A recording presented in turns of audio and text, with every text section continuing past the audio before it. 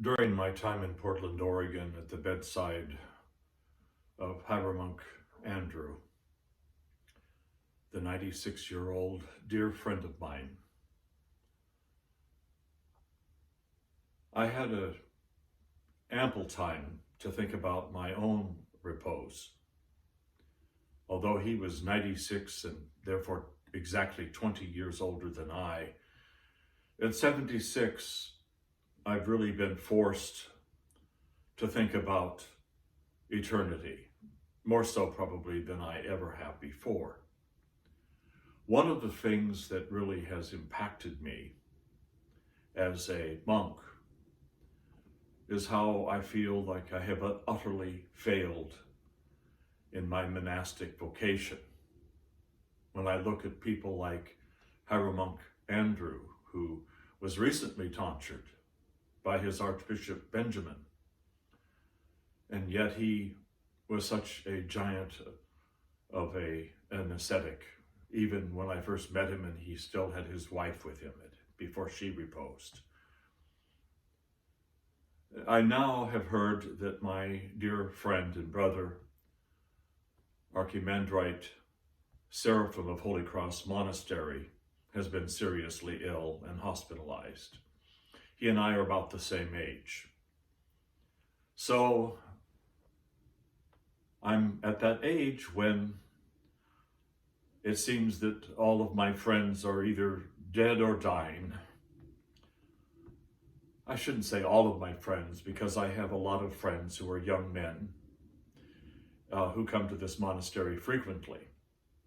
And although many of them consider me their spiritual father, I see them as sons, but I also see them as friends. Friendship is very important in our spiritual growth, which is why it is important for all of us to make sure that our dearest friends, the ones that we are closest to and that we can confide in and rejoice in the services of the Orthodox Church, be Orthodox Christians. My own brother, who is a dear friend to me, my younger brother, is a Christian, although not Orthodox.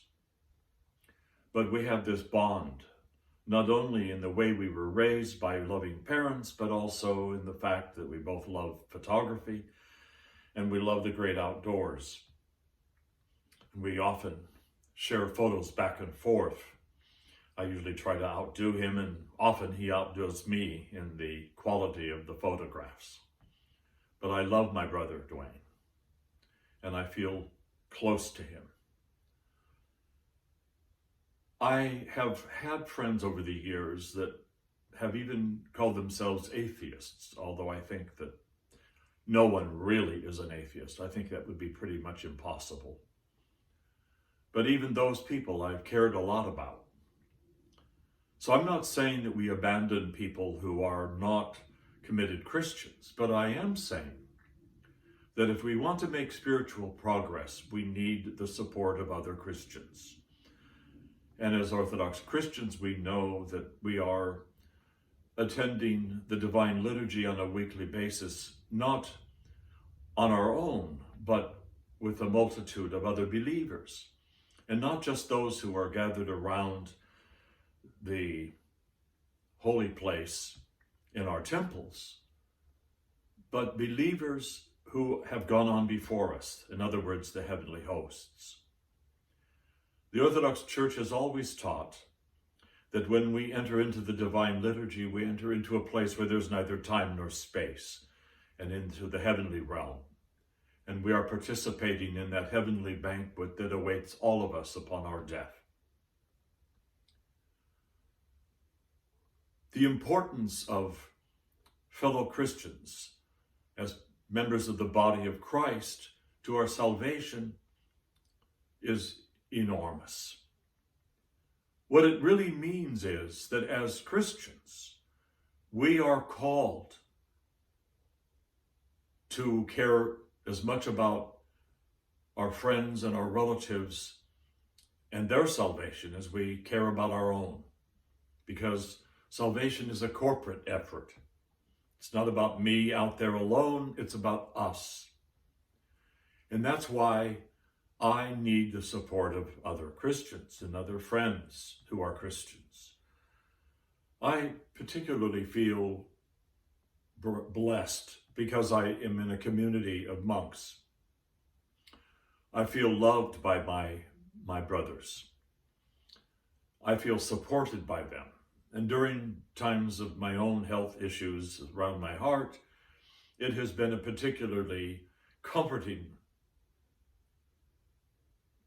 knowledge to know that I have them by my side. I feel sad for people who don't have anyone, who live in apartments alone or in houses after their spouse has died, and they don't have anyone to usher them into old age or into their last days. I am grateful that I have that. But mostly what I am grateful for is the knowledge that I have Jesus Christ in my life. My relationship with Christ is what sustains me and what gives me hope. And it is in Jesus Christ that I base my life and my future even, knowing that at the end of this long journey into the heart of God, if I stay the course, I will enter into the heavenly realm with such friends as Hieromonk Andrew. Before he reposed, I told him that the saints in heaven would know that he entered the gates of paradise by his laughter. Father Andrew was truly one of the most holy men I have known. He was right up there with my late spiritual father, Archimandrite Dimitri of Santa Rosa, of blessed memory. Father, when I told Father Andrew that the saints would know he had arrived in paradise by his laugh, he who was near death actually laughed.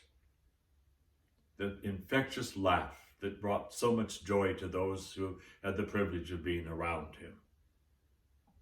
It was Father Andrew that gave me permission, even as a monk, to be joyful and to laugh and to smile a lot and even make self-effacing jokes to sort of lift the tension when I would walk into a room and people would look up at me and say, "What in the world is that?" One of my favorite things to say when I have walked into places like a restaurant and I see people all looking up at me and they're sort of shocked, "What in the world is this?" And I will say, "You need to watch your language now." And they'd laugh. At least most of them would laugh. There was a few people that quite didn't know what to make of that. But we are all in this together. Those monks and priests and bishops, those holy ones during the Soviet Union that were being executed, knew that their executioners were loved by God, and they told them so. We are all loved by God. Even if we claim to be atheists, we are still loved by God.